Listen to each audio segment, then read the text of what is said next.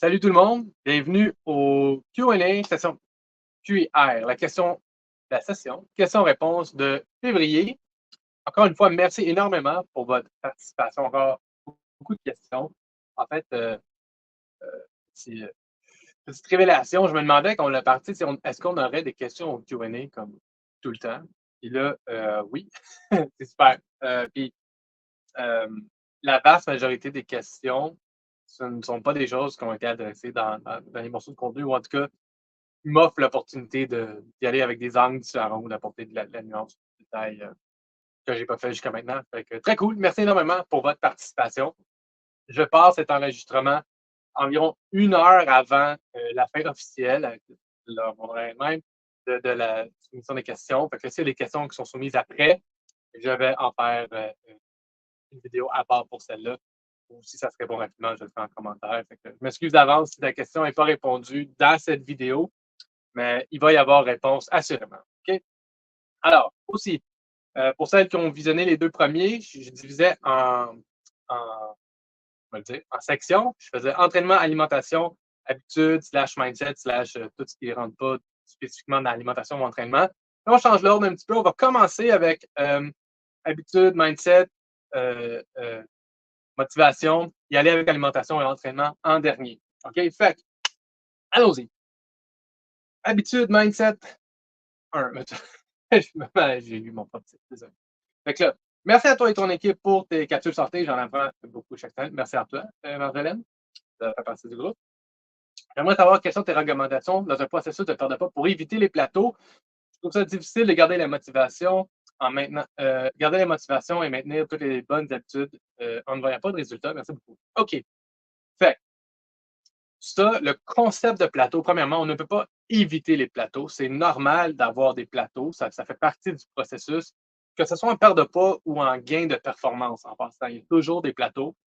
Et plus on avance, c'est-à-dire plus on sera dans le cas d'une perte de poids, plus on est proche de notre poids cible ou notre poids cible, plus c'est difficile. Puis à l'inverse, plus on devient performant à l'entraînement, plus c'est difficile de continuer de progresser.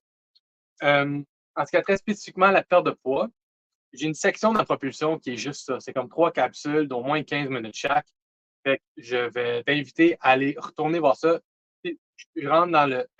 Les 2 premières sont plus autour de l'attitude à avoir autour des plateaux. La troisième est vraiment sur physiologiquement l'explication derrière les plateaux et comment on fait pour traverser. Je pense que surtout la troisième, mais les 3 sont pertinentes, mais surtout la troisième, ça aide à maintenir le cap, on comprend bien qu'est-ce qui se passe quand on veut perdre du poids, perdre du gras, puis que là, il y a un plateau. Il faut savoir que la perte de poids elle-même n'arrête pas. La perte de gras elle-même n'arrête pas. Je te renvoie à cette 30 de mémoire, le 30 à 60, quelque part entre 30 et 60 minutes de contenu là-dessus que j'ai fait dans Propulsion. Ça va être beaucoup plus détaillé de ce que je préfère ici dans le cadre du Q&A. Mais merci pour la question. J'aurais besoin de t'entendre davantage sur l'équilibre entre la bienveillance envers soi-même et la discipline. Je suis parfois bien confuse en adapter le plan pour le maintenir à long terme versus just do it. Voir les muscles comme des rendez-vous médicaux. Je me doute que c'est une question difficile dans le Q&A, mais possiblement une question récurrente. Merci Tatou pour la question. Ce que je dirais par rapport à ça, l'équilibre entre la bienveillance et la discipline, c'est que là, on voit ça comme 2 choses opposées. Et il y a se donner du lousse, la discipline de l'autre côté, c'est-à-dire ne pas se donner de lousse, si je peux dire. Moi, ce que je suggère comme changement de mindset par rapport à ça, c'est que la discipline, c'est de la bienveillance. C'est la même. Je pense pas que ce sont des choses opposées. Je pense que ce sont la même chose. Ça fait partie du même concept. Être discipliné, c'est être bienveillant envers soi-même. D'abord, parce que c'est dans ton intérêt personnel d'avoir un niveau de discipline. Comment dire? Pas dire élevé, c'est pas bon ça, mais aligné avec ce que tu veux obtenir. Maintenant, je pose la question, c'est quand est-ce que je sais qu'il faut que je me batte le derrière, quand est-ce que je sais que non, que ça veut dire que c'est correct de prendre ça off aujourd'hui. OK? Ce que je dirais, c'est c'est ma vision à moi de ça. Là, il n'y a pas comme une espèce de bonne réponse pour ça. Je vais te donner des pistes de comment moi je réfléchis à ce genre de questions. D'abord, c'est que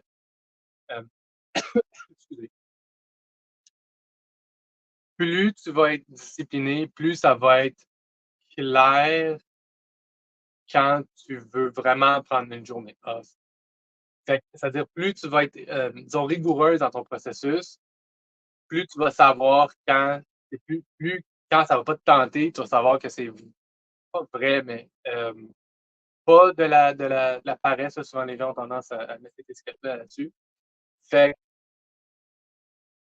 j'en reviens souvent à la question, est-ce que tu vas le regretter?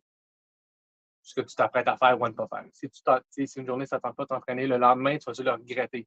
Pas dans le sens de te sentir mal, mais dans le sens, est-ce que tu te dirais: «Ah, finalement, j'aurais dû ou j'aurais pu ou non?» Ou a posteriori, est-ce que tu vas te dire: «C'est vrai que j'étais off hier». Puis ça vient juste avec la pratique. C'est juste faut prendre la pratique, c'est-à-dire que les fois où est-ce que ça arrive.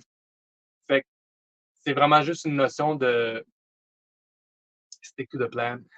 Stick to the plan en considérant que dans ton plan, il y a des moments où ça ne tentera pas.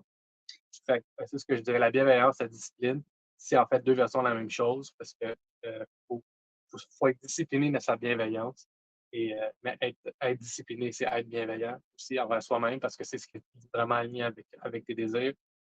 Fait que c'est ce que je te dirais. Demande-toi, est-ce que vas-tu le regretter demain de faire ou de ne pas faire la chose qui cause le dilemme là, en temps réel? Puis si tu te poses la question honnêtement, c'est-à-dire si tu réponds honnêtement à la question, tu vas savoir si tu es de quel côté, là, si ça te prend un break ou si finalement tu as besoin d'un petit juste. Je pense que c'est ce que je dirais. Mon avis sur les power naps, est-ce que c'est vrai que 15 minutes équivaut 1 heure? Non, 15 minutes, ça équivaut 15 minutes. Mais le concept de power nap, c'est de vraiment siester pas longtemps, comme 10, 15, 20 minutes. Ça, c'est bien établi, en fait, la science derrière ça. Parce que c'est pas que ça équivaut 1 heure. C'est juste que dans le milieu durant la journée, prendre un 15 minutes de sommeil léger parce que tu n'as pas le temps de tomber en sommeil profond. Et si tu tombes en sommeil profond, te réveiller de ça, tu serais scap pour le reste de la journée. Mais ça a un effet réel là, de donner un boost et je suis un gros fan de Power Nap, surtout que mon sommeil nocturne est régulièrement perturbé par mes trois petits monstres. Ça de chacun leur tour ont quelque chose, n'est-ce pas? Fait que, fait que c'est ça, gros fan des 15 minutes, à peu près. C'est 10 à 20 minutes qu'on dit, là. Ça équivaut pas à 1 heure. Ça équivaut pas à 1 heure de sommeil nocturne. C'est juste que c'est que le sommeil diurne, le sommeil de jour, les siestes, ont un effet physiologique différent comme tu es en plein jour. Fait que tu veux que ce soit le plus court possible. C'est quasiment mieux, en fait, de le faire plus court que plus long en général, parce que sinon ça va te maganer le reste de la journée puis potentiellement ton sommeil et le soir. Excusez, faut que je prenne ça. Je suis un pro maintenant, j'ai fait du breuvage. Pas perdre la voix comme au premier Q&A de décembre. Hem, Étant donné qu'il est préférable de planifier son heure de réveil à la fin d'un cycle de sommeil de 90 minutes, si ce n'est pas possible, est-ce préférable de raccourcir son sommeil au cycle précédent plutôt que de faire sonner l'alarme au milieu d'un cycle incomplet?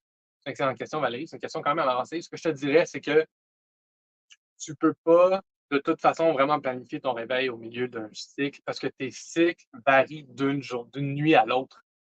Parce que la longueur de tes cycles varie de ton état, de ton état de stress, ton état de récupération durant la journée, ce que tu as fait durant le jour, ton état on va dire, de strain, c'est-à-dire de demande physique que tu as eu dans la journée ou cognitive aussi. Fait que, tu sais, le 90 minutes, c'est dans un livre, on dit que c'est 90 minutes, mais il y a une journée où ça va être des cycles de 84 minutes, 92 minutes, 71 minutes, 100 minutes. C'est-à-dire il y a de la variation là-dedans. Fait que tu peux pas timer, tu peux pas précisément dire je vais me réveiller à ce moment-là. Fait que le vrai best, si je peux dire, c'est de t'organiser pour ne pas avoir besoin d'un réveil, une alarme, une alarme le matin. Ça, c'est là que tu sais que ça va bien, c'est si tu te réveilles naturellement, parce que ton corps va se réveiller au moment où il doit se réveiller, si je peux dire. Mais pour répondre spécifiquement à ta question, je pense que théoriquement, le best, ça serait de te réveiller à la fin d'un cycle plutôt. Je sais pas. Il ne doit pas y avoir, en fait, de vraiment. Ça, c'est plus loin que mon niveau d'expertise sur le sommeil. C'est une question très, très plus pointilleuse qu'il paraît. Ce que je peux dire, par contre, c'est comme tu peux pas vraiment le prédire, juste dors le plus que tu peux, euh, le mieux que tu peux, et ne pas t'arranger. L'objectif, c'est de ne pas avoir besoin d'alarme pour te réveiller, ultimement. Je sais pas si ça t'aide, je m'excuse sinon. Euh, Bonjour, je fais partie du groupe depuis janvier. Salut là-bas. J'ai commencé avec votre défi, plus ou moins capable de start. Ma motivation était à son meilleur, l'entraînement était intégré, meilleur choix alimentaire. Il y a une semaine et demie, j'ai perdu mon emploi de façon inattendue. Je suis désolé pour toi. C'est un énorme deuil. Ouais, de plus, je suis à la maison, donc les possibilités d'avoir accès au grignotage, je ressens les effets de mon état psychologique sur mon état physique. J'ai l'impression de ne plus avoir d'énergie du tout. J'ai réussi à m'entraîner un peu quand même chaque jour. Est-ce normal que je dois faire? Quasiment que est-ce normal, c'est que tu te sens physiquement moins bien à cause que psychologiquement, tu te sens moins bien. Oui, c'est complètement normal. Ce que tu dois faire, et là, c'est ça, c'est ce que tu dois faire. C'est assez large, sans avoir le contexte très précis de ta situation. Sauf que, désolé, ce que je peux dire, c'est normal. Fait en établissant que c'est normal, comme dans un comme dans toute situation, ça, c'est le conseil qu'on donne chez nous par rapport à n'importe quelle situation qui causerait un ralentissement de motivation euh, incontrôlé, si je peux dire. Fait que, ça peut être tu tombes malade, quelque chose comme ça, ou il se passe quelque chose dans la vie personnelle, genre le deuil d'une personne, quelqu'un décède. La clé, c'est vraiment de se rappeler que ça va aller mieux. Éventuellement, ça va se placer. C'est même pour des choses qui sont permanentes, comme le décès d'un proche, mettons. Tu vas éventuellement t'en remettre émotionnellement. Fait que la clé, c'est de ne pas tout foutre en l'air entre maintenant et quand ça va aller mieux. Parce que quand tu vas te retrouver prédisposé à te réinvestir dans ton processus avec plus d'énergie, plus de focus, si tu as commis, il n'y a rien d'irréparable naturellement, mais c'est-à-dire si tu l'as échappé durant toute cette période-là, qui peut être 2 semaines, 2 mois, 2 ans, c'est selon le type d'événement, là, ça rajoute un niveau de difficulté beaucoup plus grand que nécessaire. Alors, ce que je te dirais, c'est juste maintiens la situation. Dans le sport, on dit perds pas la game. C'est pas parce que là, ça va pas bien, le score est en ta défaveur, que là, tu mets à faire n'importe quoi. Pas, pas que tu dirais qu'il faut faire n'importe quoi, mais juste de te rappeler que ça va aller mieux et de te mettre en position pour avoir du succès quand ça va aller mieux. Puis ça veut juste dire de ne pas tout foutre en l'air en attendant, de résister à cette tentation-là, de dire ah, tant pis, jeter les mains en l'air, puis le faire, whatever, pas grave, ça va pas bien, que de justifier certains gestes que par ailleurs tu n'aurais pas fait basé là-dessus. Parce qu'ultimement, il y a juste toi qui paye. Cette justification-là de ah, mais je le mérite, ou le contraire, c'est difficile alors je me réconforte, que de justifier comme ça, pas que ça ne peut pas arriver du tout, c'est pas ça que je veux dire, mais de pas tomber là-dedans dans ce cercle de justification-là, parce qu'ultimement, il y a juste toi qui paye. Puis à un moment donné, tout ça, ça va être réglé. Tu vas avoir commis tous ces gestes justifiés-là c'est pour rien, ultimement. Fait que de se rappeler que ça va aller mieux, puis qu'à ce moment-là, tu vas pouvoir faire des vrais gains. Je te souhaite la meilleure des chances pour la suite. Euh, Est-ce que c'est vrai que le corps a un poids auquel il veut toujours revenir? Je me suis imposé, pour diverses raisons, certains jeûnes de plusieurs jours il y a des années, et je me demande s'il est réaliste de revenir à mon poids d'il y a 20 ans, ou si c'est impossible. C'est absolument possible. Il y a pas ce concept-là de on appelle ça le poids génétique, je pense, dans le jargon populaire. Ce concept-là qu'il y a un poids auquel ton corps veut revenir, c'est pas vraiment. C'est pas qu'il y a un poids auquel ton corps veut revenir. C'est qu'il y a un poids, souvent, c'est qu'il y a un poids auquel tu es plus ou moins satisfait. C'est-à-dire qu'il y a un poids qui t'écoeure, puis là, tu arrives à ce poids-là, puis là, tu passes à l'action, tu redescends au poids que tu trouves correct, tu t'enlèves le pied sur le gaz, le poids remonte. Là, cette oscillation-là est plus dans ta tolérance émotionnelle à ton poids qu'à une réalité biologique. La preuve, si tu arrêtes de manger, tu ne vas pas complètement arrêter, je veux dire, pas de suggestion, c'est un exemple. Si tu arrêtais complètement de manger, tu mourrais éventuellement de faim. C'est-à-dire qu'il n'y a pas de. Ton corps ne ferait pas. Non, je refuse. On reste à 130, même s'il n'y a rien qui rentre. C'est pas même ça marche. Fait que, non, il n'y en a pas grand-chose de ce concept-là, du fait que ton corps voudrait forcer à rester à un certain poids. Est-ce que c'est possible de revenir à ton poids d'il y a 20 ans? Oui, il n'y a pas de raison physiologique que ça serait impossible.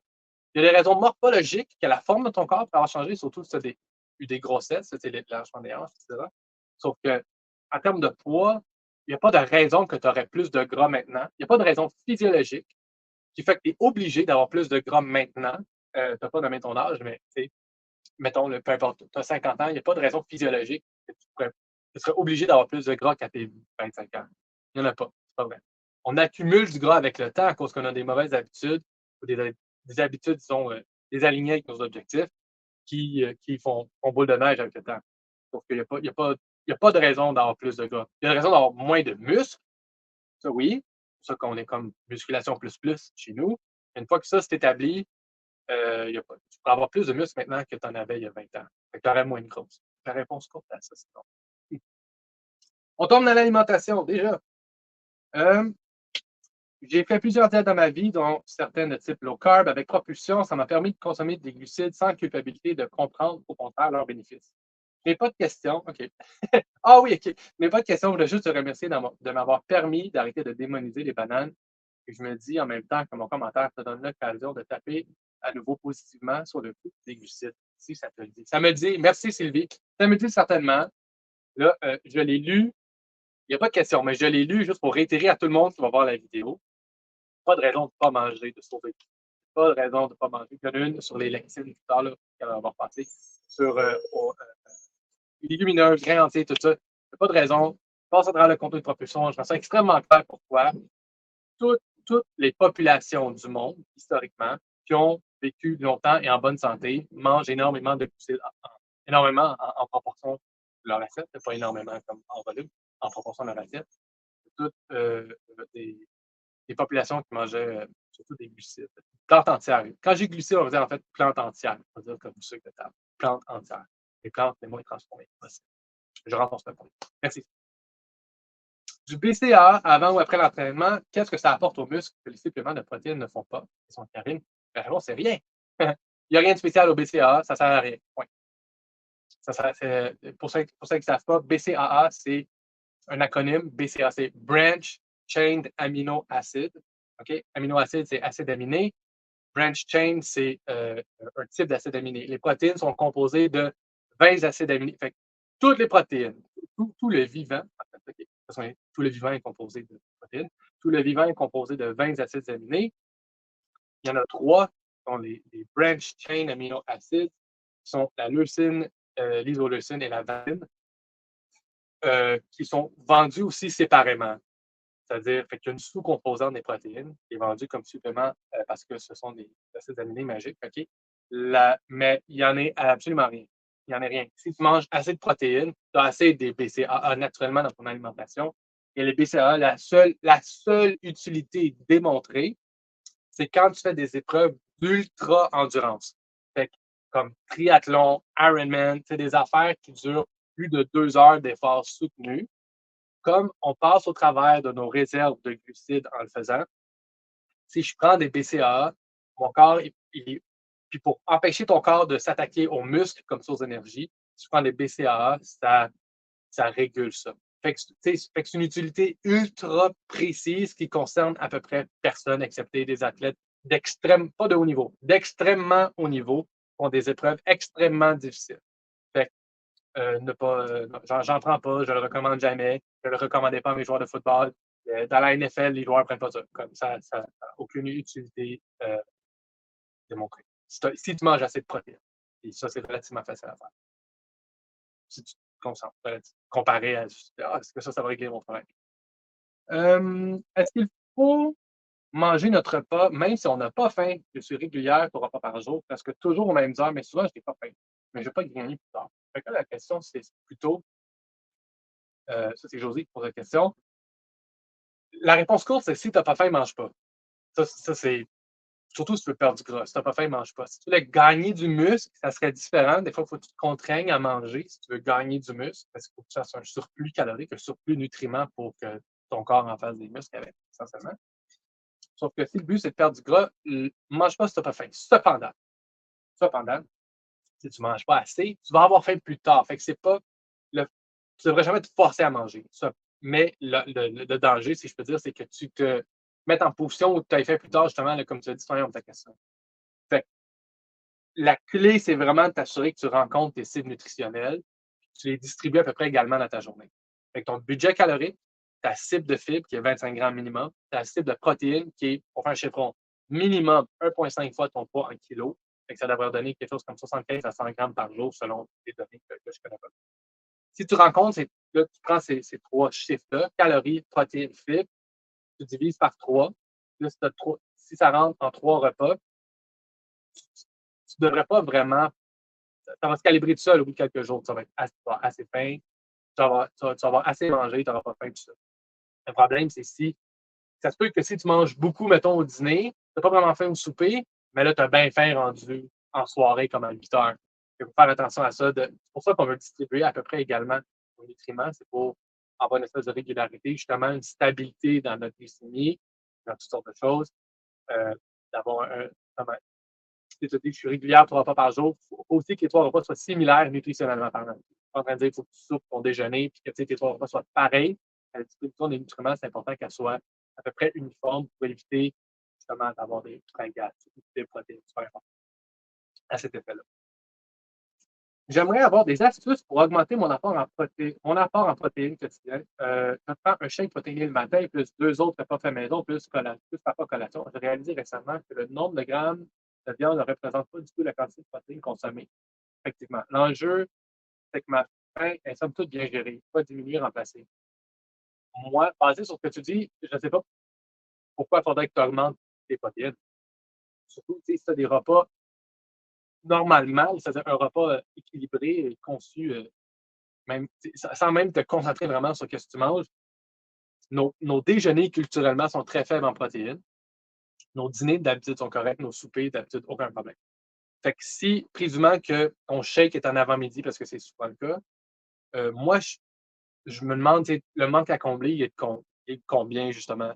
Son manque à combler, si ta cible, c'est 75, là, tu arrives à 70, ta cible, c'est 85, ça arrive à 80, c'est pas si pire, ça serait juste de voir, est-ce que j'augmente ma source de protéines dans un repas de peu, là, de 10-15. Fait que je me tue une cuillère l'équivalent d'une cuillère de plus ça ne donne même pas 100 grammes, mais l'ordre de grandeur, tu me tues un petit peu plus je sais pas, de la viande ou de tofu, de bean dans mon affaire, de légumineuses, whatever. C'est relativement petit comme changement. Parce que ça m'étonnerait, basé sur ce que tu dis, que tu as un manque à gagner de 25, surtout si tu bois un shake, considérant que le shake est au moins 25. Là, c'est parce que j'ai pas toute l'information, c'est par le calcul mathématique, mais fait que je te demanderais, c'est combien tu veux remplacer. Mais je veux aussi, il y a un point important là-dedans que je veux réitérer pour tout le monde, la quantité. J'ai récemment, j'ai réalisé récemment que le nombre de grammes de viande ne représente pas du tout la quantité de protéines consommées. Ça, c'est pour je ne sais trop quelle raison, tu sais, il y a des gens, je ne veux pas dire des influenceurs, mais dans le monde dans l'industrie de la santé, tout ça, on va parler d'aliments comme ça, c'est une source de glucides, ça, c'est une source de protéines, ça, c'est une source de gras. Puis quand on dit ça, ça veut dire la, la racine de ça, la source, c'est que la majorité des calories de l'aliment vient du nutriment qu'on pointe. Fait que là, si on dit la viande est une source de protéines, c'est que la majorité des calories provenant de la viande vient des protéines. Sauf que ça ne veut pas dire. Puis là, à cause qu'on ne l'explique pas comme il faut, souvent, il y a des gens qui pensent que si je mange 200 grammes de poulet, j'ai 200 grammes de protéines. C'est pas ça du tout. Parce que dans le poulet, il n'y a pas juste des protéines, il y a aussi de l'eau et du gras qui composent, en fait, l'eau compose la majorité de tout. Fait que si j'ai 200 grammes de poulet, je n'ai pas 200 grammes de protéines. Je ne me souviens plus par cœur. C'est quelque chose comme, mettons, pour faire, je sais pas, si on dit c'est 30 le poulet est 30 protéines. C'est-à-dire du 200 grammes, tu aurais 30 fait que le tiers, ça donne, mettons, 70 grammes, 65 grammes de protéines pour 200 grammes de poulet. Là, ça fait beaucoup de poulet, je réalise en disant ça.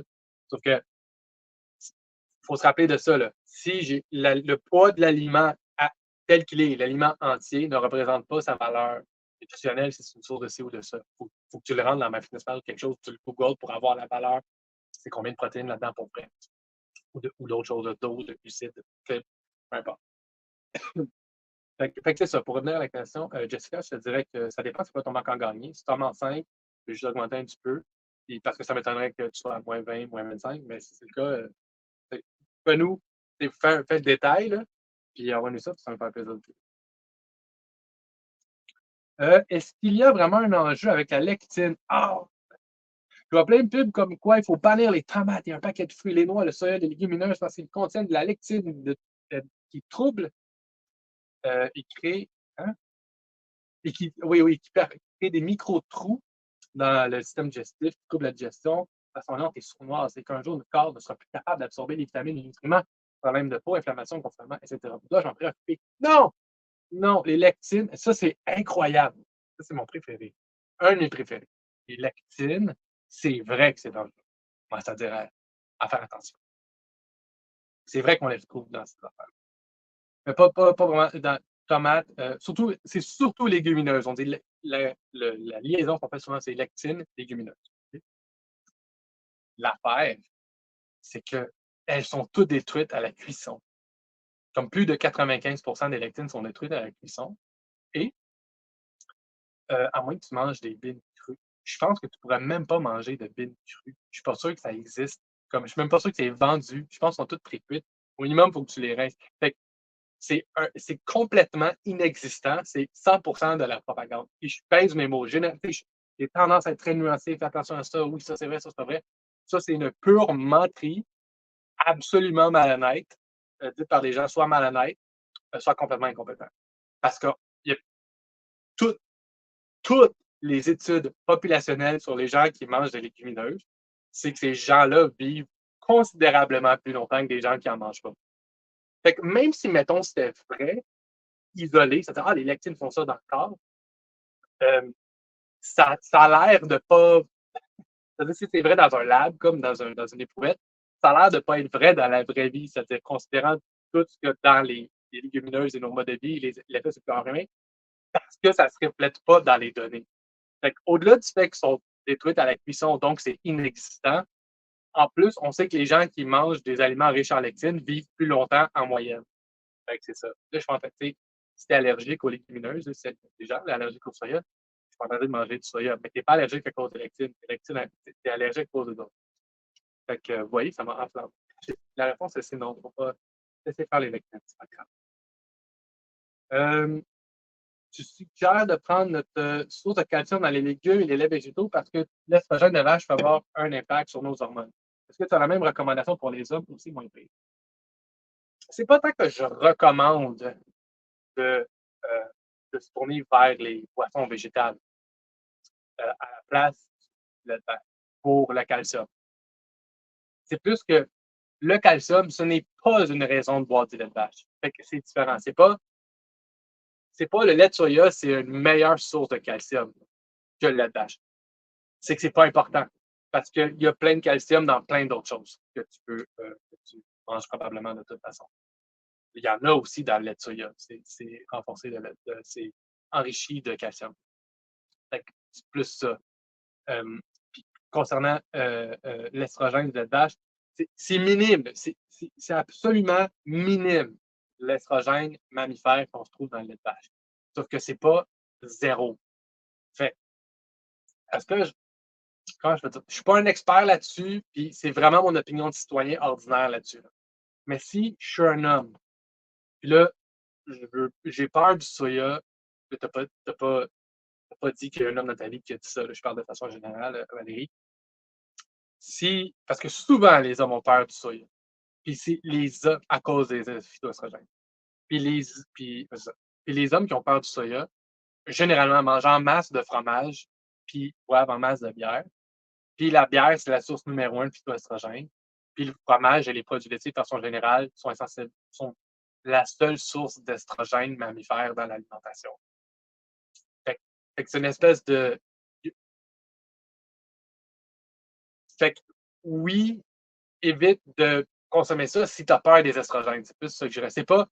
Je ne dis pas, bois pas de lait de vache, mange pas de fromage parce que des estrogènes. Je dis plus, oh, moi, si tu ne manges pas de tofu parce que des estrogènes, mais d'abord, il faudrait que tu sois cohérent, conséquent, puis que tu arrêtes de manger du lait de vache, de boire du lait de vache, parce qu'il y a vraiment des estrogènes de mammifères là-dedans qui sont connus pour avoir, qui ont petit effet potentiellement sur les humains.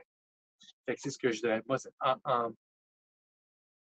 d'un point de vue purement prudence, si j'ai peur des estrogènes, je resterai loin de ces choses. Fait, fait que oui et non. Je veux pas que ça arrête. Mais mais de continuer de consommer des produits laitiers basés exclusivement sur le contenu en calcium, ça, c'est pas une bonne raison de continuer de les consommer. Il y a plein de calcium ailleurs. Dans propulsion, section lipides, tu parles qu'idéalement, on évite le beurre, la margarine gras saturée, les huiles brûlées. Alors, je mets quoi dans mon poêle, mettons, pour cuisiner? De l'eau. Non. En fait, ben oui, de l'eau, ça fonctionne pour bien des choses. Mais c'est pas évite-les à tout prix parce qu'elles vont te tuer. C'est pas ça. C'est surveille combien il y en a. C'est plus ça la question. C'est attention, les gras saturés sont partout. Ils sont dans tous les produits transformés, ils sont dans tout, tout, tout. OK? Il y a des gras saturés partout. Alors, c'est juste de porter attention à ça et de voir où est-ce que je peux en enlever. Ça peut dire, mais ça veut dire mange-en pas du tout. Ça veut pas dire ça. Ça veut pas dire que ça va te tuer comme dans l'immédiat si tu manges un peu de gras saturé. C'est pas ça.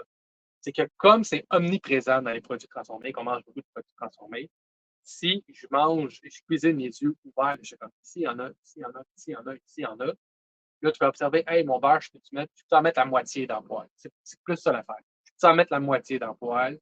J'ai-tu besoin d'autant que ça dans les gâteaux? Je suis obligé de manger du gâteau. Si je l'ai mangé hier, c'est la fête à ma soeur hier, c'est la fête à mon gars aujourd'hui. Je suis obligé de manger du gâteau. Fait que c'est plus, il y en a partout. Où est-ce, fait que là, où est-ce que je peux faire des coupures qui sont relativement faciles? Là, dans le cas de la cuisson, si je coupe mon beurre en deux, la quantité de beurre en deux, est-ce que c'est moins bon ou est-ce que c'est plus collant? C'est plus de même qu'il faut le voir. Ou mettre de l'eau. Merci pour la question, Lisiane. Si mon fils veut prendre de la masse et du poids, la masse quoi? La masse musculaire ou du gras? Pas pareil. On va présumer que c'est du muscle. C'est dans les pays. Est-ce que ça veut dire que dans son cas, il doit augmenter le gras en reste viande et moins les glucides et les fibres, moins de légumes, moins de sommeil pour être un petit peu stressé? Peux-tu faire l'inverse pour toujours avoir faim? Non, pas couper. Non, non, non. Pas couper dans le sommeil. Le sommeil, plus de masse musculaire. Jamais couper dans le sommeil. Il n'y a littéralement rien qui va justifier couper dans le sommeil. Sauf que tu es comme obligé parce que tu as un bon travail. Okay? Puis non, il y a pas. S'il veut, il faut qu'il augmente ses calories. La source de calories, mathématiquement, n'est pas importante. Maintenant, sur sa santé et sur sa performance, présumément que c'est la masse musculaire qui peut gagner, là, il va y avoir une différence. Tu veux te tourner vers les glucides, tu veux performer à l'entraînement. C'est le contraire. Tu veux, comme, faut même, c'est la même procédure, c'est juste que tu veux aller à la hausse. Tu ouvres le budget calorique, puis pour prendre une livre de muscle, c'est genre, là, drôle de coïncidence, mais c'est à peu près le même surplus que tu as besoin d'un déficit pour gagner une livre, même si c'est du muscle ou du gras. Fait que tu vas être à, mettons, plus 300 par jour parce que c'est 3500-ish, là, par une livre de muscle. Fait, fait, budget calorique, plus 300, surplus de 300 pour gagner la masse musculaire, bien dormir, manger des pâtes entières, du riz, des pâtes en masse, c'est ça que ça prend. Puis avec des shakes, là, présumant que un moment donné, tu essaies de manger tout ce qu'il faut manger. Des shakes, ben, c'est une façon rapide, simple de faire ça. Fait que, non, faut pas le stress, manque de sommeil, ça va nuire, absolument. Puis, c'est ça, tu es obligé de tourner spécifiquement vers la viande. Même, je, je- je suis végétalien, puis on me considérerait relativement en bonne shape physique pour un gars qui va au gym pour mon âge. Fait que je suis quand même dans un bon état physique, puis je suis essentiellement végétalien. J'essaie de bien dormir. Merci pour la question. Valérie. Collagène en supplément, est-ce que ça fait vraiment une différence sur les articulations et la peau ou c'est une gamique? Euh, Il n'y a pas, il y a pas d'études qui démontrent que ça fonctionne. Il n'y a pas d'études qui démontrent que ça fonctionne pas. Fait que ça, c'est, comment dire, en science, il faut faire attention à ce genre de choses. Fait que là, c'est pas que ça nuit, en tout cas, ça nuit pas, mais il y a pas assez de données pour que j'en fasse la recommandation. En principe, ça devrait fonctionner, mais en pratique, ça n'a pas l'air de porter fruit en date de maintenant. Euh, fait que ça coûte cher, ces affaires-là. Fait que je suis pas sûr, comme je le recommande pas à ma blonde. Donc, c'est ça. C'est là que c'est jusque-là que je vais. Je le recommande pas à ma blonde. Fait que faites dans ce que vous voulez à partir de là. Mais c'est pas comme dangereux, il n'y a pas comme de problème. C'est juste que c'est pas clair que ça marche. Comment savoir si je mange assez? Je calcule toutes mes calories. Question de Stéphanie. En principe, ça devrait être.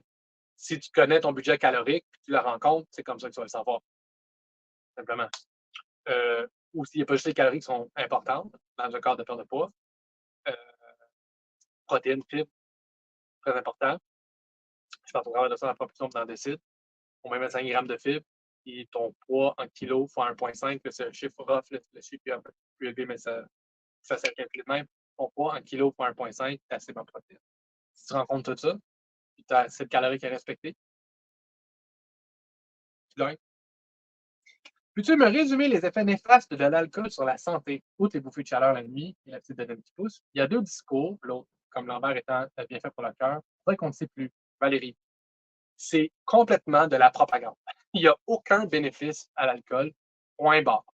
C'est très bien connu, très bien documenté. Plus la consommation d'alcool est élevée, plus les gens meurent. Ils tombent malades de toutes les choses qu'on connaît, à cause de plein de raisons. L'alcool lui-même est toxique pour ton corps, c'est pour ça qu'on le vomit et qu'on l'urine le plus rapidement possible et qu'on le transpire. Ton corps le traite comme un ennemi, c'est une toxine que ton corps veut se débarrasser. D'ailleurs, c'est pour ça qu'on utilise le terme intoxiqué quand quelqu'un est sous. C'est littéralement toxique. Ça nuit au sommeil, ça endort, mais ça nuit au sommeil, à la récupération de manière indescriptible. Mais là, si je m'endors, un exemple, si quelqu'un reçoit un coup de batte de baseball dans le front, il va tomber dans le combat. Personne ne confondrait ça pour du sommeil. Ce n'est pas du sommeil, tu ne récupères pas dans le combat. Je sais peut-être que tu récupères un peu dans le combat, je ne sais pas. Mais c'est-à-dire, si tu perds connaissance, c'est quelqu'un qui boit trop, qui perd connaissance, il a perdu connaissance, il n'est pas endormi. C'est pas Dormir, c'est un état physique, physiologique. Puis l'alcool, lui, à cet état-là. C'est littéralement plus que 3 consommations par semaine, pas 3 à 5 par jour, comme Medical Code dit. C'est super bien établi là, dans la littérature scientifique. Plus de 3 consommations par semaine, tu augmentes ton risque de tout ce qu'on connaît. Démence, Alzheimer, cancer, maladie cardiovasculaire, c'est infini. Et toute l'affaire autour de bienfaits pour le cœur, c'est à cause d'une petite affaire qui s'appelle du réservatrol, qui est dans plein d'autres choses où tu peux avoir le bénéfice c'est-à-dire que le réservatrol, c'est ça le mot, apporte le bénéfice. Il y a plein d'autres molécules qui ne sont pas dans l'alcool qui apportent un plus grand bénéfice que ça. Alors, c'est pas l'alcool qui a un bénéfice. Le réservatrol, c'est pour le vin rouge spécifiquement. Puis c'est que la quantité qu'il faudrait que tu boives de vin rouge pour avoir un bénéfice mesurable statistiquement, c'est aussi beaucoup plus d'alcool qui devrait être bon, qui devrait être consommé. Je ne vais pas faire peur à personne, mais euh, c'est toxique et tu devrais limiter ta consommation le plus que tu peux, d'un point de vue purement biologique. Si toi, tu es bien, tu apprécies ça, c'est un jugement. Ça rien du tout. Il y a plein de gens qui boivent beaucoup d'alcool pour moi. Puis je les aime de tout mon cœur. C'est juste que, d'un point de vue purement objectif, scientifique, ta consommation d'alcool devrait être le plus proche de zéro possible pour augmenter tes chances de ne pas avoir plein de maladies bien plates. Ça nuit à l'entraînement aussi, à ta performance en entraînement. Est-ce qu'il faut manger la quantité de protéines basée sur notre poids santé ou notre poids actuel? Merci. Sur ton poids actuel. En fait, c'est ton poids actuel, pas ton poids santé, parce que le chiffre va être trop bas. Le chiffre fluctue un peu avec le temps. Puis c'est qu'il n'y a pas, la vraie affaire, c'est qu'il n'y a pas un seul calcul. Ça dépend de ta situation, ça dépend si tu es bien active ou pas trop. Est-ce que tu as bien faim ou pas trop en général? Ça fluctue beaucoup. Mais la formule est assez simpliste, facile à calculer. Ton poids en kilos fois 1,5, c'est ton poids actuel, pas ton poids désiré. Deuxième question aussi, des effets néfastes sur la consommation d'eau gazéifiée. Comme non, simplement dit non. En fait, c'est une excellente alternative. Comme du soda stream, tu peux comme reproduire du coke, mettons, du coke diète, ça, tu peux être comme ça de coke. C'est infiniment meilleur que de boire un vrai coke. Encore mieux s'il n'y a pas édulcorants juste à cause on ne peut pas habituer nos papilles gustatives à rechercher du sucré. Parce que c'est aussi que ça nuit au goût des choses très amères, comme le brocoli cru, mettons. Fait que si tu consommes, si ta langue est moins habituée au sucré très, très intense d'un édulcorant, comme un Coke Diet, ben, ça réduit le désagrément physique là, pour le goût des choses très, très amères comme les légumes verts. Fait que ça augmente ta capacité à tolérer les légumes verts dans ta bouche. Tu peux dire si tu consommes des choses moins sucrées en général. De point de vue purement santé, un versus l'autre. Et là, c'est de comparer un Coke Diet ou un soda stream Diet à de l'eau. Mais si on compare l'eau gazéfiée, si on compare un Coke Diet fois 1000, comme pas là, pas euh, J'aimerais que tu abordes les sujets suivants samedi-là ou samedi, c'est pour ça. Un, les perturbateurs endocriniens dans l'alimentation. Oh, il y a des gens qui font des doctorats là-dessus. Fait que là, je vais me limiter à mon master d'expertise. Les perturbateurs hormonaux dans l'alimentation, je dirais que c'est surtout les microplastiques, je dirais. Les microplastiques, fait que de faire attention. Si c'est quelque chose, ce sont des perturbateurs endocriniens dans la mesure où souvent, ce sont comme des estrogènes synthétiques. Et c'est ça, les BPA là, qui ont banni, ce sont des estrogènes synthétiques pour faire ça. Puis on les a bannis parce que ça perturbe justement le système endocrinien, le système hormonal. C'est tout qu'on n'a plus le droit. Sauf que les compagnies qui utilisent ces affaires-là ne veulent pas notre mal, sauf que si ça coûte pas cher, ça permet la production, tout le monde achète, ils vont le faire. Ils remplacent les BPA par d'autres choses de similaires. C'est toujours ça. Fait que tu veux rester le plus loin possible du plastique en général dans l'alimentation. Évite, ça va pas comme ça te donner le cancer tout de suite. Parce que si c'est quelque chose qui t'intéresse, sur quoi tu veux mettre ton attention, évite de ranger des choses dans du plastique en général. Et surtout, ne réchauffe pas les choses dans du plastique, genre au micro parce que ça le fait, ça leach, ça va dans la bouffe si tu le chauffes. Il y a plus de transfert. C'est tes bouteilles d'eau, pas en plastique. Quand tu bois, évite plus en général, éviter le plastique dans l'alimentation, surtout les choses que tu chauffes. C'est probablement la chose la plus efficace que tu peux faire pour réduire justement la perturbation hormonale du monde, de toutes les choses synthétiques qu'il y a autour de nous. Et point 2, remplacer les farines et sucres parce qu'il y a ce qui agit moins sur la glycémie, farine d'amande versus farine de blé euh, et l'ancato versus sucre blanc traditionnel. C'est toutes des bonnes petites étapes. Ça dépend de ce que tu essaies d'obtenir exactement. Si tu commences, je dis pas, Anne, je ne dis pas que c'est dans cette situation-là, je parle un peu pour tout le monde qui voit ça. Ça dépend où est-ce que tu es là-dedans, qu'est-ce qui t'interpelle, qu'est-ce qui t'intéresse, qu'est-ce que tu as le goût d'obtenir exactement, puis combien d'énergie mentale tu as le goût de mettre là-dessus. Si tu commences ton processus, c'est comme, OK, là, je n'importe quelle chose, je veux perdre 40 livres. Je ne sais pas quoi faire. Je suis comme, je suis jour zéro, là. Je fais quoi? Si tu sautes tout de suite à comme perturbateur endocrinien, changer mes farines dans mes recettes, tout ça, tu vas perdre. C'est comme, c'est too much, c'est trop loin. Il faut que tu commences par consolider les bases. Il faut que tu commences par, c'est quoi mon budget calorique? Où est-ce que je peux aller chercher plus de protéines, le cas échéant? Où est-ce qu'il faut que j'augmente mes fibres parce que c'est presque sûr que oui. Une fois que ça c'est établi, est-ce que je peux commencer à prendre des marches? Parce que ça a un effet, un nombre c'est des zéros, le fois 10, 100, 1000, 10 000 fois plus puissant que ce genre de choses-là dans un cadre de mise en forme de santé globale. Puis là, une fois ces choses-là sont établies, une fois que je bouge régulièrement, je connais mon budget calorique, je suis capable de le wearer comme à l'œil. Ça, c'est tout much, ça, c'est correct, ça, c'est protéiné, ça, c'est plein de fibres là-dedans, parfait. Une fois que tu as ça, là, tu vas être comme, Puis si tu as le goût de continuer d'investir psychologiquement là-dedans, là, tu peux commencer à, je change-tu mon, je sais pas quoi, change-tu mon pain blanc pour mon pain brun? Tu as peut-être déjà fait plutôt dans le processus, mais c'est un exemple. Où est-ce que, tu sais, je veux manger plus de bleuets, où est-ce que je peux mettre ça? Je veux mieux calibrer mes repas, comment je peux faire ça? Je veux justement changer de la farine, remplacer la farine de la farine blanche par une autre sorte de farine. Je cuisine pas, ça fait, je sais pas. Mais tu sais, fait que ça, c'est des altérations sur 10 ans qui vont avoir un impact. Ça va avoir un impact probablement statistiquement parlant, mettons, sur ta santé à long terme, c'est de faire ces petits tweaks-là, changer de mettre moins de sucre ou mettre des dates au lieu de sucre. Genre de choses-là. Tu vas avoir le bénéfice accru d'avoir des dates que tu n'as pas dans le sucre blanc. Sauf que c'est relativement petit. Fait que je suis définitivement pour ces choses-là. Seulement si tu es émotionnellement, psychologiquement prédisposé à le faire et que c'est comme un intérêt personnel que tu as. Puis c'est quasiment comme un jeu, si je peux dire, là, de voir, bon, ben, ça, je peux améliorer ça, ça, je peux améliorer ça, ça, je peux améliorer ça. Fait que oui, mais sur toi d'avoir les bases consolidées avant, d'avoir atteint ton poids cible, puis ta fréquence d'entraînement, puis ta quantité de fibres quotidienne.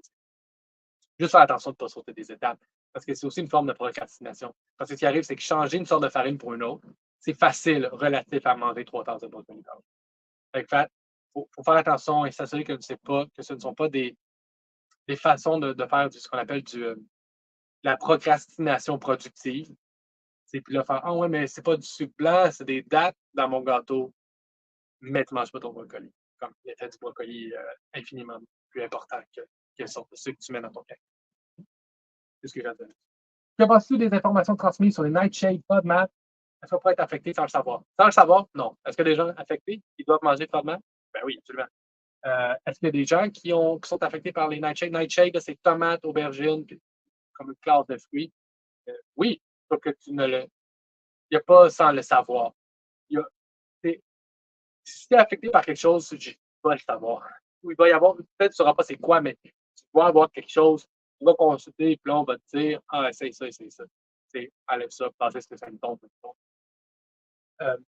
C'est très rare que tu sois affecté par quelque chose sans le savoir. Et il y a pas, c'est la propagande, c'est le propre des réseaux sociaux de dire le secret qu'ils ne veulent pas que vous sachiez. D'ailleurs, c'est une de mes. Je trouvais cette phrase-là, il faut peut-être un an, je peux faire une chronique là-dessus. Le concept de. Il n'y a aucun secret que tu ne sais qu'ils ne veulent pas que vous sachiez. Mais il y a beaucoup de choses que les gens refusent de croire pour ne pas cacher. Fait que, comme manger 3 tasses de brocoli. Fait que non, non, non. Tu n'es sûrement pas affecté par quelque chose que tu ne sais pas. C'est une bonne question. Présentement, on parle beaucoup du microbiote intestinal et de tout ce qu'on ne doit pas consommer car ça cause de l'inflammation et donc moins une perte de poids. Mais chez FF, j'entends parler calories et protéines. Là-dessus, je dois me concentrer. Est-ce que j'avais aussi me concentrer sur le microbiote? J'ai vraiment perdu car j'ai beaucoup d'amis qui ont perdu beaucoup de poids avec cette méthode. Merci de me démêler. Premièrement, on parle du microbiote depuis vraiment longtemps, ça fait comme 10 ans. C'est juste qu'il y a des gens qui, là, en ont fait leur cheval de bataille. Le concept de microbiote n'est pas récent.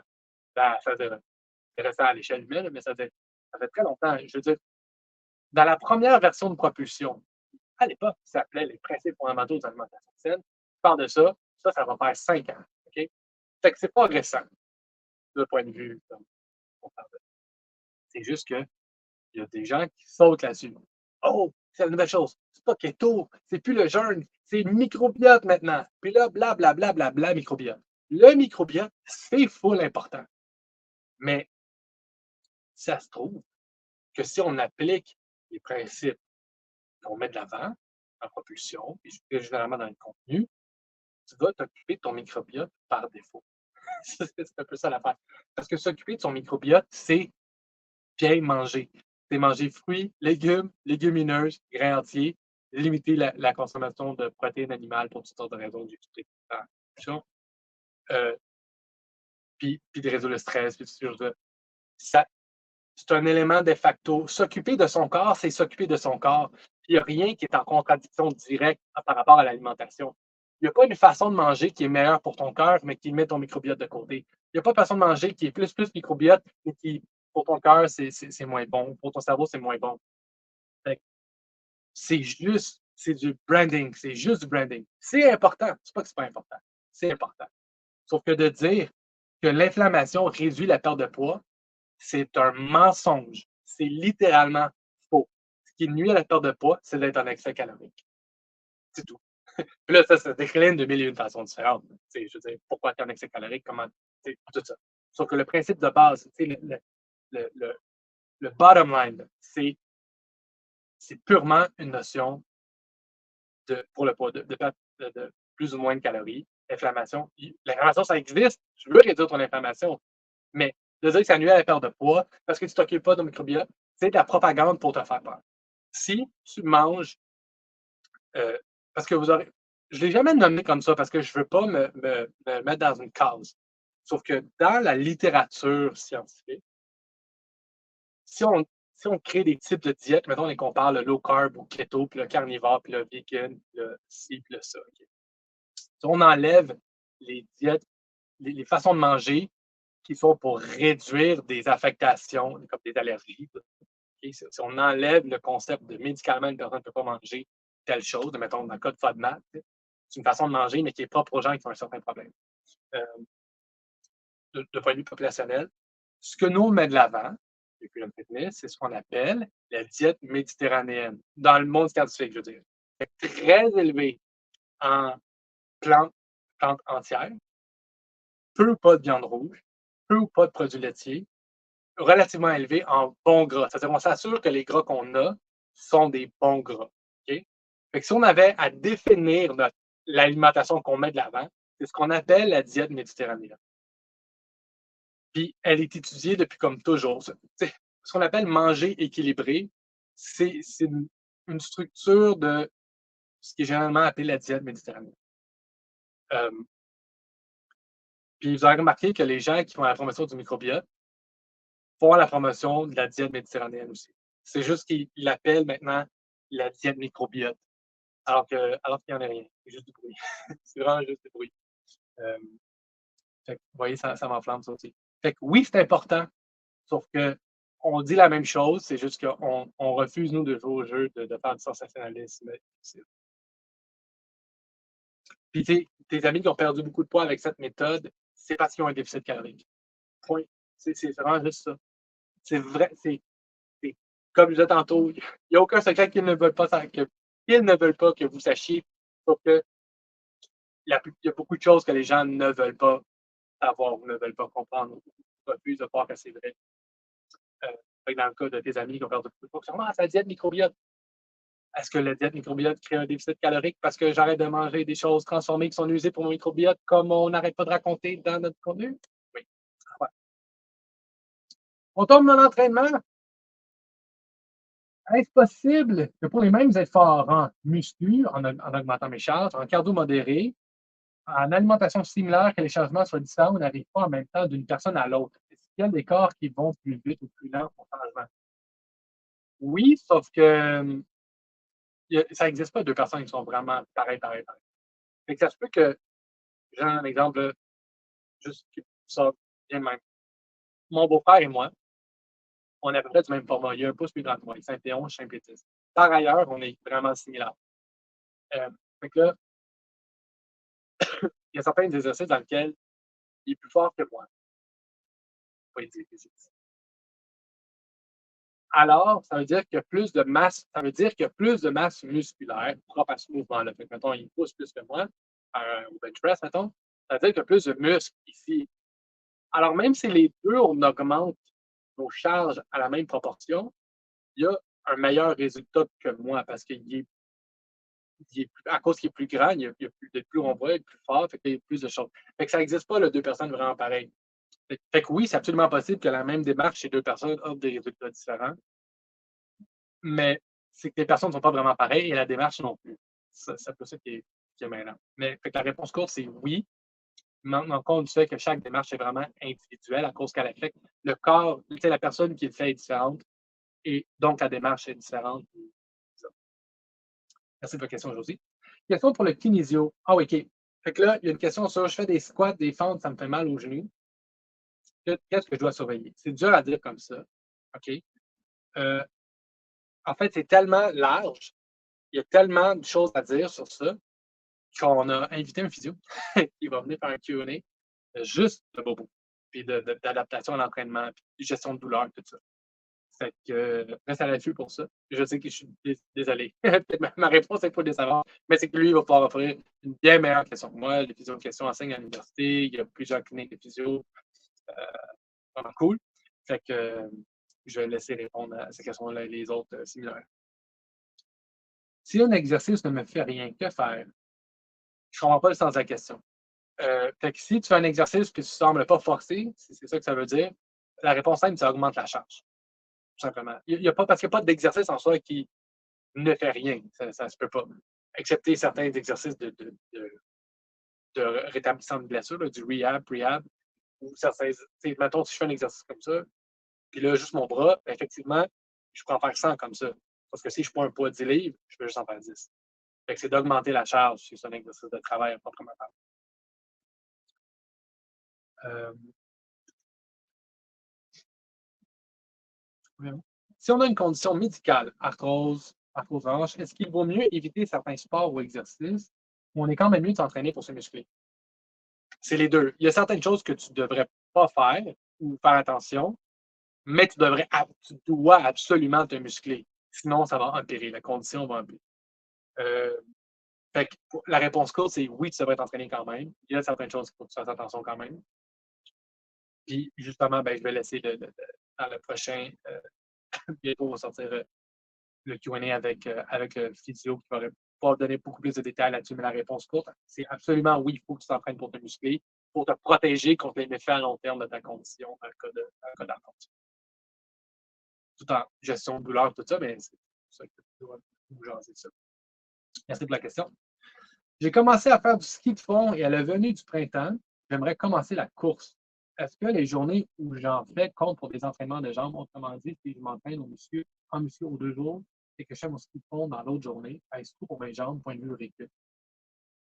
Est-ce que ma course ou mon ski compte comme mon leg day?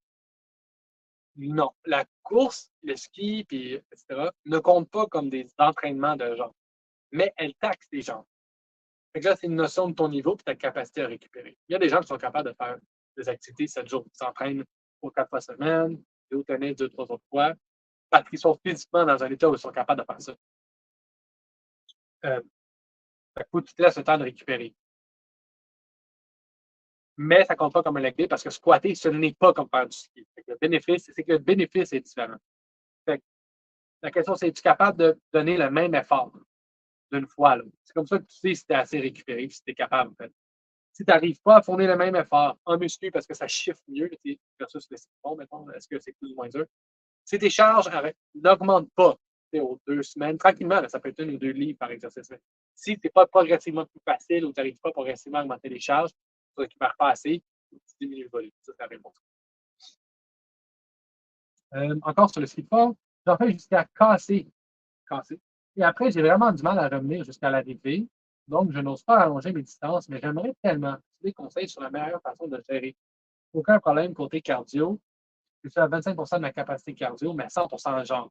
J'aimerais pouvoir faire du ski de fond encore longtemps, plus longtemps, genre 15 km, sans avoir peur de rester coincé au milieu du bois. Ça, c'est bien plate comme réponse, mais il faut juste que tu continues d'en faire. C'est purement une notion de ta capacité d'accueillir le volume.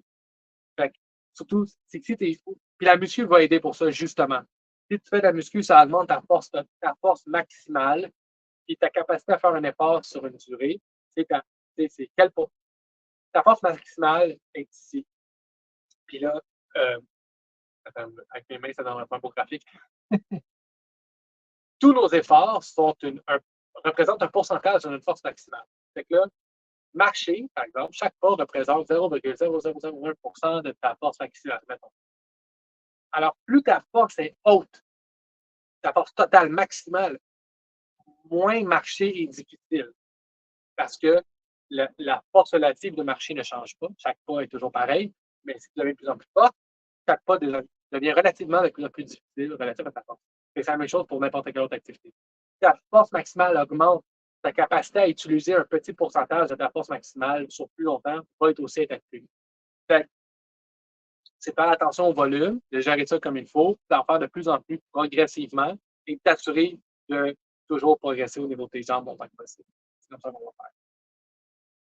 Merci pour la question, Valérie. Comment sont bâtis vos plans d'entraînement? Quel est l'objectif? Perdre de poids? Non, ça n'existe pas un entraînement de perte de poids. Ça, c'est bien important à établir. Un entraînement ne sert pas à perdre du poids. Un entraînement sert à augmenter une ou des capacités physiques. Okay? Ça aide à perdre du poids dans le sens où ça augmente ta dépense calorique, sauf que ça n'est pas l'objectif. Et on recommanderait l'entraînement quand même si ça n'avait aucun effet sur la perte de poids. Donc, développement des muscles, oui. Ça, c'est le développement de la masse musculaire. C'est ça, la force et la masse musculaire. Deux choses qui sont similaires. Reliées, mais différentes. Pas similaires, mais. Quel est l'ordre préconisé? Haut du corps, bas du corps, complet, etc. Vous avez dit quelque part de favoriser les gros muscles parce que ça brûle plus de calories. Est-ce que c'est comme ça qu'on bâtit vos plans de muscu? Merci de la question, Isabelle. On peut rentrer dans un détail infini de ça. En gros, tous les plans de muscu qu'on fait servent à augmenter la masse musculaire et la force simultanément, d'une certaine façon. La structure va des gros muscles aux petits muscles, de haut vers le bas.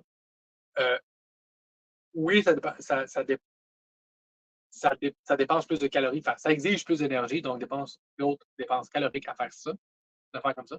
Sauf que c'est surtout qu'on a pour faire un gros muscle comme un squat, ça prend plus d'énergie neurologique aussi, ton système nerveux.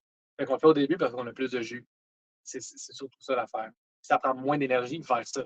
Neurologiquement, ça prend moins d'énergie de faire ça. Par exemple, puis les petits muscles, mollets, biceps, bras. Fait qu'on les garde par la fin. C'est ça la structure globale de n'importe quel plan d'entraînement conçu par quelqu'un de compétent. Pour une population générale, ça va être comme ça qu'il va être conçu le plan. Fait que oui, j'espère que ça répond à ta question. Le but, c'est de développer la masse musculaire et la force. Puis on priorise en fonction de l'importance, si je peux dire, d'un mouvement et de son exigence neurologique et musculaire. Je fais les entraînements de Saint-Lille les mardis et jeudis. Comme il n'y a que 2 jours entre les deux, les exercices sont les mêmes avec plus de reps le jeudi et que je suis encore endolori du mardi.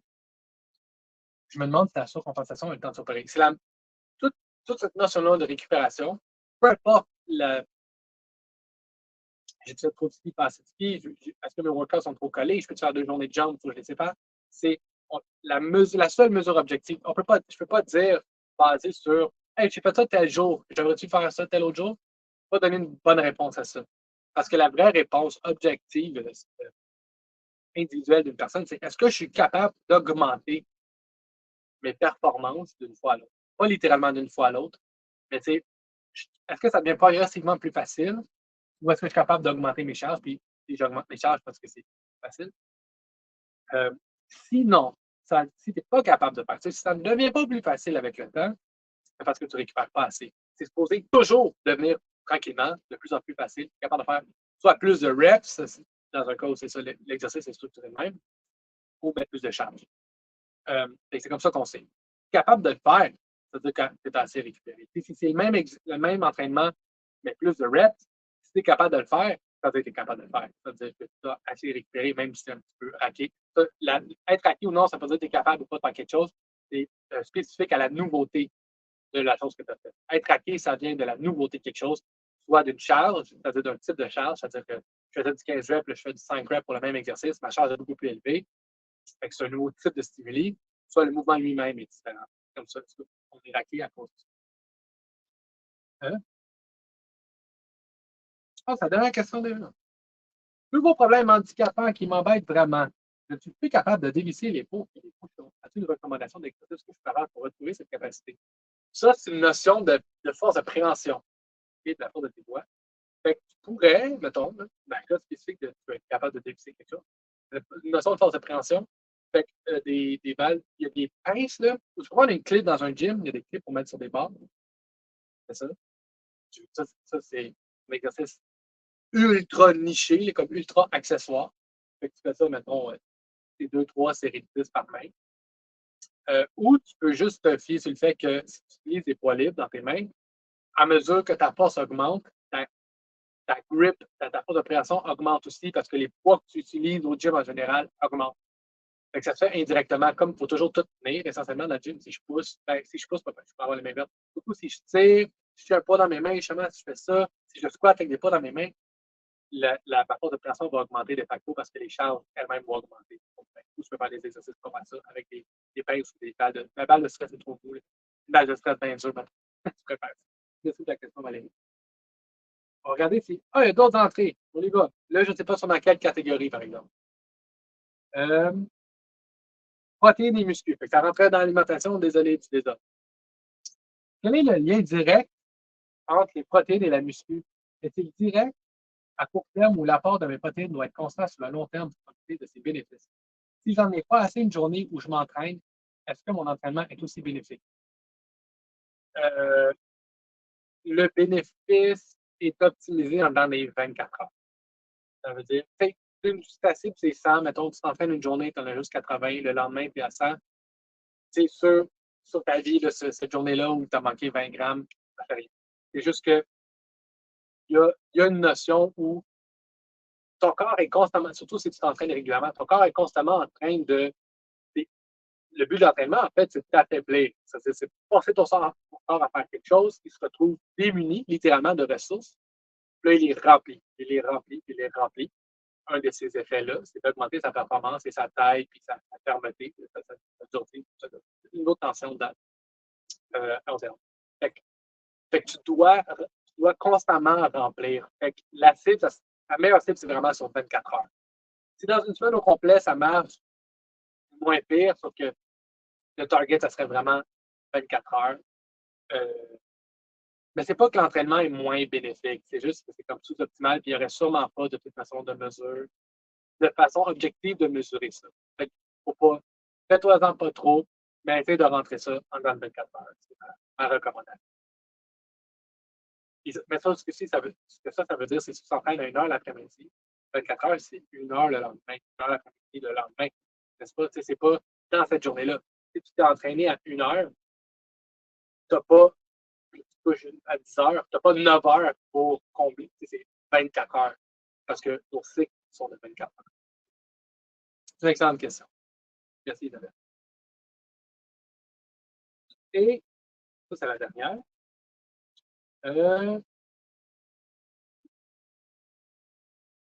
La plure des fruits, ça c'est une question d'alimentation aussi, la plure des fruits et légumes contient des fibres que l'on doit consommer également. Effectivement, il y a beaucoup de pesticides sur les plures. Est-ce que c'est mieux de ne pas les consommer ou est-ce que les lavages étaient assez efficaces avec de l'eau? On les lave avec quoi? Le tort potentiel des pesticides sur des fruits lavés, pour les laver, comme ils lavent avec de l'eau, je sais qu'ils lavent avec, c'est pas sur les pesticides, c'est plus le fait mettre de l'eau et du vinaigre ensemble, genre un tiers, deux tiers de mémoire, c'est ça, pour laver, pour désinfecter, mais ça a moins d'influence maintenant sur un pesticide.